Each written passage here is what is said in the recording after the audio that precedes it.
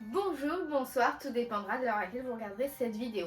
On se retrouve, et oui, dans ce décor, ça fait longtemps, vous ne rêvez pas, mais c'est aujourd'hui l'heure de faire un nouvel épisode du projet Chatham, voilà, parce que, écoutez, qui dit mois de novembre, fin d'année, dit nouveau roman de notre auteur favori sur cette chaîne. Il s'avère qu'aujourd'hui, vous avez sans doute vu dans le titre et sur la miniature, nous allons pas parler d'un seul livre, mais bien de deux, car j'ai du retard. Voilà, la meuf en un an, elle en lit 25, mais après, elle arrive quand même à avoir du retard. Non, la raison est la suivante, c'est que j'ai vu un petit peu les avis sortir au moment de la sortie de Prime Time. Et je dois vous avouer que la sortie déjà du livre ne collait pas pour que je puisse le faire rentrer dans le projet Chatham initial, parce qu'au moment de sa sortie, je sortais l'épisode final avec les classements, les verdicts, etc.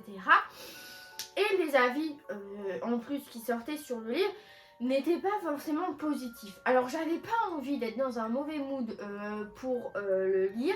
Je voulais vraiment être à tête reposée, être vraiment focus dessus. Et de fil en aiguillette, on se laisse dépasser, on lit 300 bouquins et on délaisse Maxime. Voilà, désolée, mais j'ai envie de vous dire, c'est pas grave parce qu'aujourd'hui nous sommes là pour parler de Prime Time, mais aussi de 8,2 secondes qui est sorti en ce début de mois. Donc écoutez, vaut mieux deux doses de Chatham qu'une seule, j'ai envie de vous dire. Donc nous allons commencer du coup dans l'ordre chronologique. On va d'abord parler de Prime Time qui est son roman de 2024. Et puis ensuite de celui qui est sorti là récemment. Donc on était resté, il me semble qu'avant Prime Time c'était Lux, qui était donc le dernier en date que j'avais lu, voilà, qui au passage en poche est blanc et donc vient dénaturer totalement mon étagère Maxime Chatham qui était toute noire.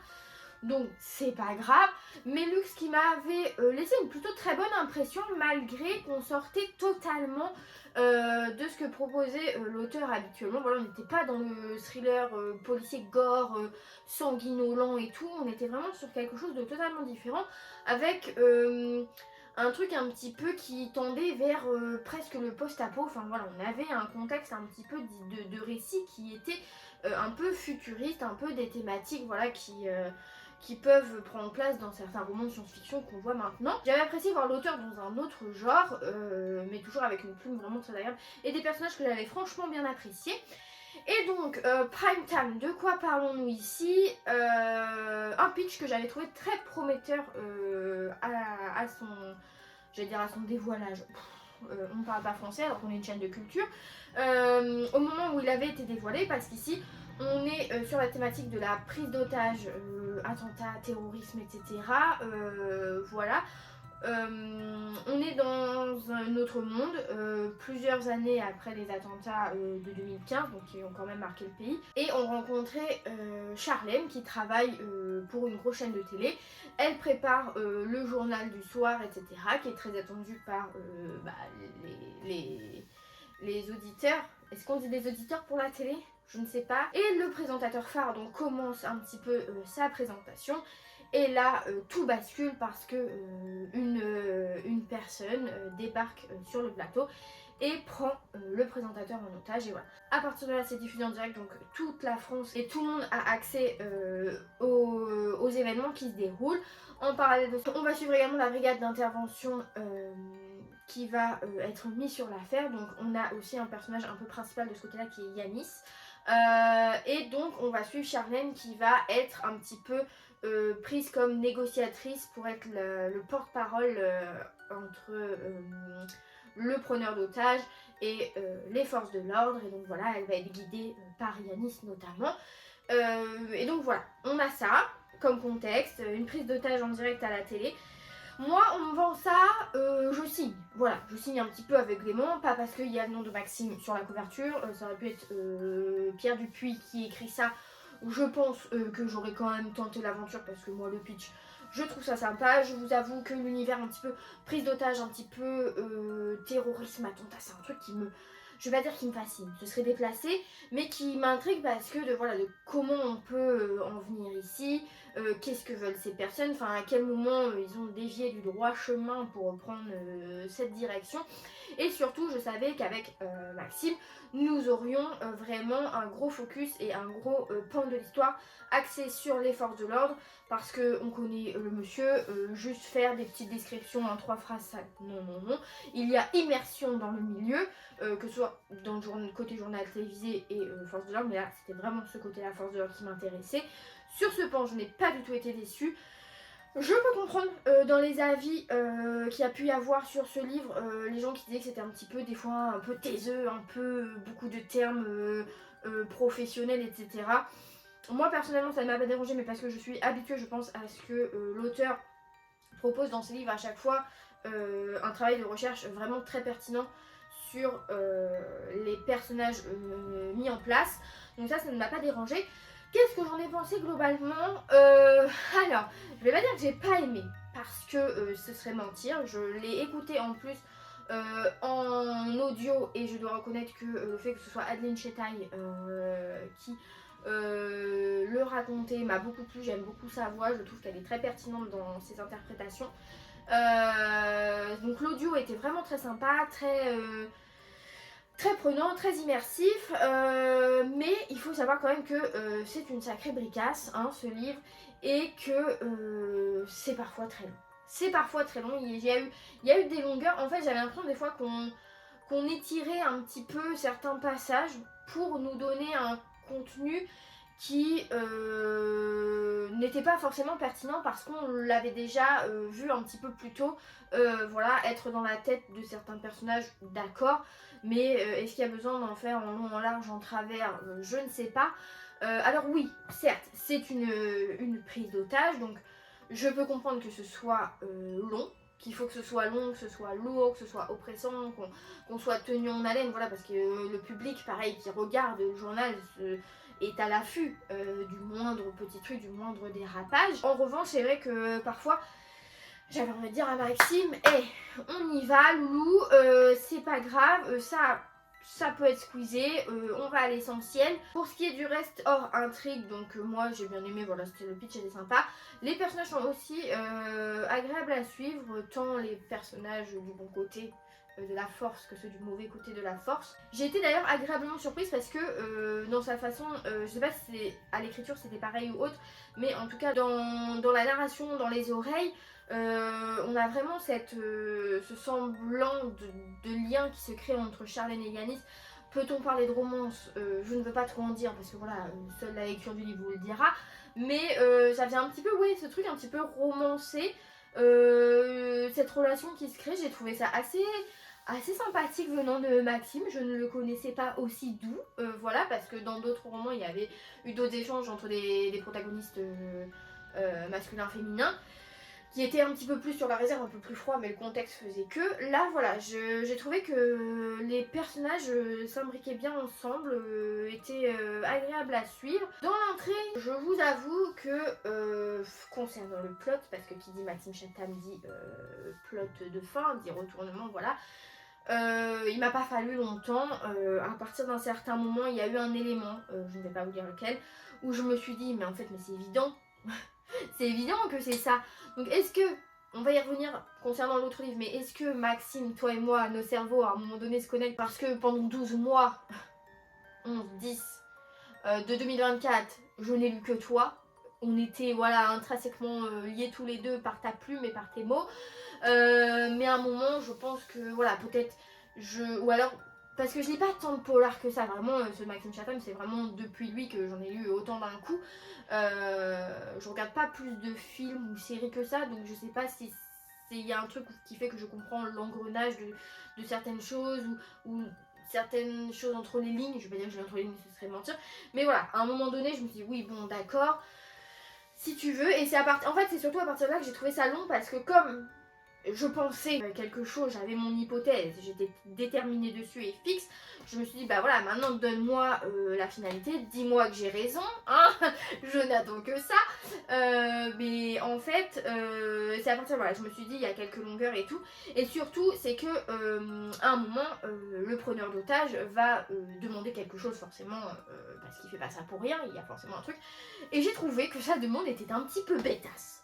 Genre, qu'en fait, quand il a annoncé ça, j'étais en mode, bah, tout ça pour ça.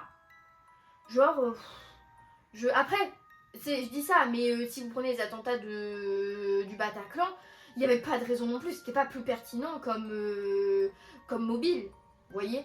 Mais je sais pas, là j'ai trouvé ça, en fait, je m'attendais à un truc extrêmement gros, et en fait, c'était si basique que je me suis dit, ah bah oui, c'est juste ça. Bon. Après, je serais dans la position du présentateur avec un flingue sur la tempe. J'aurais pas vu ça comme ça. J'aurais dit, mais oh my god, personne va faire ça, personne va lui donner ça. Non, non, non. Mais bon, je suis pas à sa place, donc je panique pas. Et par contre, autre élément qui fait qu'on reste sur un Maxime Chatham qui peut nous surprendre à travers cette espèce de semblant de romance, c'est qu'on a quand même des morts. Enfin voilà, je veux dire, c'est pas dans le sens où on montre la prise d'otage comme quelque chose qui peut bien se finir. C'est que à un moment ça va se terminer, on le sait, on a un point A, on a un point B, et tout ce qu'il y a entre les deux, maintenant pas A et B parce qu'il y a rien entre les deux, c'est la lettre qui suit, mais entre A et F, vous avez autre chose et vous dites il va forcément y avoir des conséquences à tout ça. Genre le type il va pas juste être là à attendre qu'on lui donne ce qu'il a demandé et puis dialoguer avec tout le monde. Non, il y a forcément des pertes, il y a forcément des conséquences. Et j'ai trouvé ça que c'était très pertinent dans la façon dont c'était amené. Voilà, je comprends le fait que les avis aient pu être très partagés, notamment des personnes qui ont pour habitude de lire Maxime Chatham, qui n'ont pas su forcément se retrouver dans ce livre. Après, moi, je dois dire que, voilà, effectivement, je comprends les critiques qui vont reprocher que ce soit très long. Je vais comprendre les critiques qui vont dire que on essaie un peu voilà, de faire de la dénonciation politique, enfin, qu'on aborde des sujets sociétaux, etc., que c'est pas forcément nécessaire. Je peux comprendre parce que quelqu'un qui veut lire un polar thriller et qui connaît Maxime Chatham ne va pas retrouver ce qu'il peut avoir dans la trilogie du mal. Voilà, on n'est pas dans un polar pur et dur, on est vraiment dans quelque chose, dans un huis clos assez psychologique. On est vraiment axé sur la psychologie des personnages et pas forcément sur le mal humain que l'on peut avoir dans d'autres de ses romans. Mais écoutez, pour moi, c'était pas une mauvaise lecture du tout, c'était un moment agréable. C'était pas forcément ce à quoi je m'attendais, mais les directions prises et les choix scénaristiques étaient cohérents avec l'ensemble. Donc au final, pour moi, c'est quelque chose, c'était équilibré, voilà, et vraiment gros plus pour la version audio sur Nextory. On passe maintenant au récent 8,2 secondes que j'attendais avec impatience, parce qu'autant je vous dis que pour Prime Time, le pitch, je signais direct. Là, je n'avais pas de pitch. J'avais quoi 8 secondes de c'est le temps pour tomber amoureux, le temps pour mourir, et on va rencontrer deux personnes qui sont liées par un secret. D'accord, alors, qu'en est-il? Qu'en est-il? Mitigé. Très bon départ. Et après, voyez, donc pour plus faire un résumé un petit peu plus dévoilant que ce que l'on a avec ces trois phrases. Donc ici on va suivre May qui est policière à New York et Constance qui est une scénariste qui a, on le comprend vite, subi un drame, vécu un drame et qui va s'isoler dans un chalet de famille pour un peu voilà, se recentrer, se ressourcer. Et on va suivre voilà, leurs deux points de vue, enfin leurs deux histoires, leurs deux lignes conductrices, leurs deux fils rouges, qui forcément à un moment va se mêler parce que Maxime Chatham n'est pas l'idiot du village. Ici, voilà, on a May qui est policière et donc qui est sur une enquête d'un tueur en série vraiment peu ragoûtant. Alors vraiment, là je pense que les adeptes de Maxime Chatham qui avaient peut-être été déçus l'année passée par Prime Time ont pu retrouver un peu de ce qu'ils aiment chez l'auteur, je pense, dans ce roman là, parce qu'on retrouve vraiment ce côté très enquête, très police. où vraiment le tueur en série, vraiment, mais c'est immonde. À quelle heure, en fait, à quelle heure il peut y avoir ça qui passe dans le cerveau de quelqu'un pour qu'il en arrive là. Et puis bon, comme tout tueur en série, les explications ne sont pas recevables. Argument non recevable, monsieur, ça suffit. Et donc petit à petit, voilà, on va suivre le récit de ces deux femmes. On va comprendre des choses sur voilà, la vie de May, sur celle de Constance, qu'est-ce qui l'a amené à s'isoler, machin, les personnages qui l'entourent, etc. Pour au final arriver à ce bouquet de compréhension. Pareil, je l'ai écouté en audio, j'étais un petit peu plus sceptique sur la personne qui faisait la narration ici, j'étais un petit peu moins convaincue, alors peut-être parce que Prime Time j'apprécie Adeline Chetaille de base, donc voilà, c'est une voix qui m'est plus familière, je ne sais pas, mais après, la narration, même s'il ne m'a pas convaincue à 100%, avait quand même ce côté qui collait au contexte de l'histoire, à l'atmosphère, à l'ambiance assez sombre et oppressante. J'avais l'impression en fait en lisant le livre d'être un peu en train de marcher dans une forêt d'automne où c'est gris, vous voyez, il n'y a pas trop de teintes de couleurs, c'est un petit peu... c'est pas fade, mais c'est pas les couleurs éclatantes de l'automne, c'est plus un automne pluvieux, un peu les forêts de Twilight. Voilà, vraiment, toujours on se raccroche à ce titre, à cette œuvre littéraire. Mais du coup, donc j'écoute, je fais vite des hypothèses, et là je me dis que Maxime Chatham et moi, nos cerveaux, je pense, se connaissent. Voilà. Maxime, je pense que je sais comment vous fonctionnez. Voilà, je suis désolée, je pense que je vous ai cerné. Je pense que cette fois, c'est moi qui ai résolu votre mystère personnel.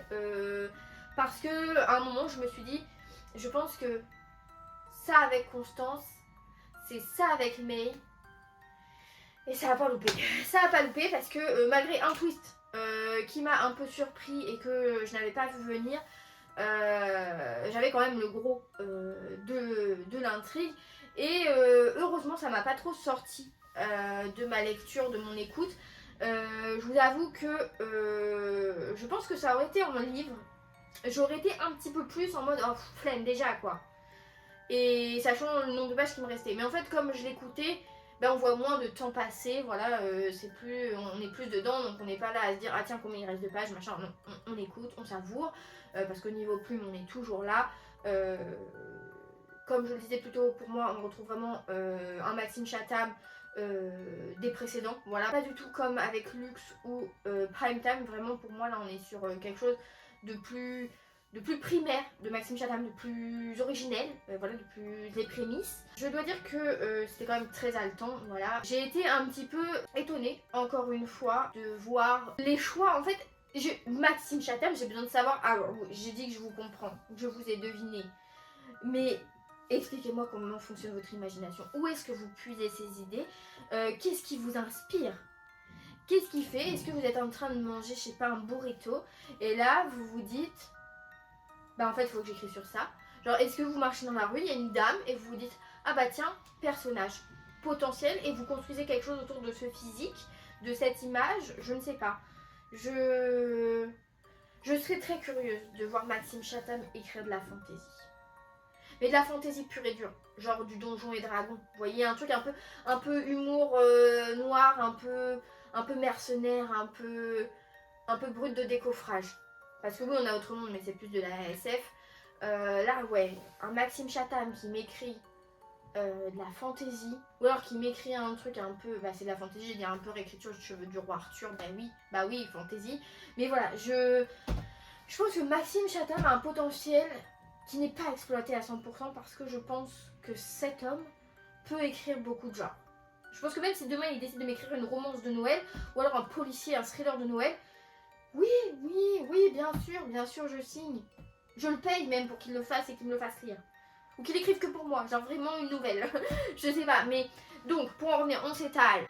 Donc pour en revenir à 8 secondes 2, le lien entre le titre qui va venir se greffer à nos deux personnages de deux manières différentes et pourtant à la fin qui vont se rejoindre.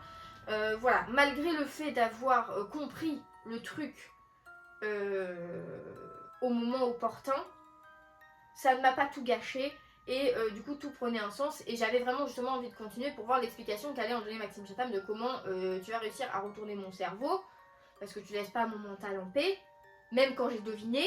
Donc voilà, je dois dire que la fin, Est-ce que je l'ai trouvé un peu facile comme pour Prime Time? Je sais pas. Je m'attendais peut-être à autre chose. Et pourtant, je trouve qu'elle se convient, elle est équilibrée, elle est juste, elle est pertinente. J'ai beaucoup aimé dans ce livre, comme j'ai pu aimer dans Ludivine Vainqueur ou La Trilogie du Mal, les personnages. Notamment du côté de May, parce qu'elle est plus entourée que Constance, qui forcément est isolée dans son chalet, donc à part 2-3 voisins à la personne. Mais j'ai trouvé que l'ambiance entre les collègues et tout, enfin les liens qui se créent un peu amicaux, c'est pas où une nana est flic et oh, on fait que la mater, on lui fait que des réflexions sexistes, non pas du tout. Donc ça j'ai vraiment trouvé ça sympa. Voilà, je dois dire que ça c'était un bon pour moi, encore un bon livre, un très bon livre de Maxime Chatham. Et pour le coup, voilà, les avis qui sont sortis dessus sont à nouveau bien plus positifs que pour Prime Time. Je pense voilà, que Maxime Chatham c'est un auteur qu'on lit régulièrement parce qu'il a sa plume, il a sa façon d'écrire, ses façons de faire. Et je pense que quand on a un affect pour un auteur, on a envie de tout lire. Et évidemment, des fois, quand ça s'éloigne un petit peu de ce qu'on connaît, on est un peu dérouté. Mais j'ai été très contente d'aller voir les avis une fois que j'avais lu, cette fois, le livre. Et de voir que les gens disaient, ah bah voilà, j'avais été déçue sur Prime Time, mais là je retrouve Maxime, machin. J'avais l'impression qu'on parlait de mon daron. Voilà. J'étais très fière, j'étais enfin... C'est bon, je savais. Après, de toute façon, il pourrait sortir une nullité pas possible que je pense que je trouverai quand même des qualités. Mais voilà pour ça. Donc, je vous recommande Prime Time si vous voulez quelque chose qui sort un peu du policier gore classique. Parce que voilà, on est plus sur du psychologique. Et je conseille 8,2 secondes si vous aimez le Chatham originel. Si vous voulez un policier haletant, dynamique, qui vous laissera pas respirer, qui saura vous prendre à la fois dans deux intrigues en même temps, parce qu'on a l'intrigue du côté de Constance, et puis on a une intrigue du côté de May, plus l'enquête sur le tueur en série qui ne nous laisse pas du tout nous reposer, et qui m'a rendu zinzin, vraiment laissez pas les gens comme ça en liberté. Mais voilà, j'ai trouvé ça vraiment très chouette. N'hésitez pas à me dire si vous êtes adepte ou pas de Maxime Chatham, parce que depuis le projet Chatham, je vous mettrai la playlist dans le petit. Mais beaucoup d'abonnés sont arrivés, donc peut-être que si vous êtes adepte de polar ou autre, ou si vous voulez en découvrir, et ben il y a tous ces épisodes. Il y a tout un panel de ce projet Chatham sur la chaîne de A à Z, toute la bibliographie de l'auteur. Sur ce, je ne peux que vous souhaiter de belles lectures, et je vous dis à la prochaine. Salut!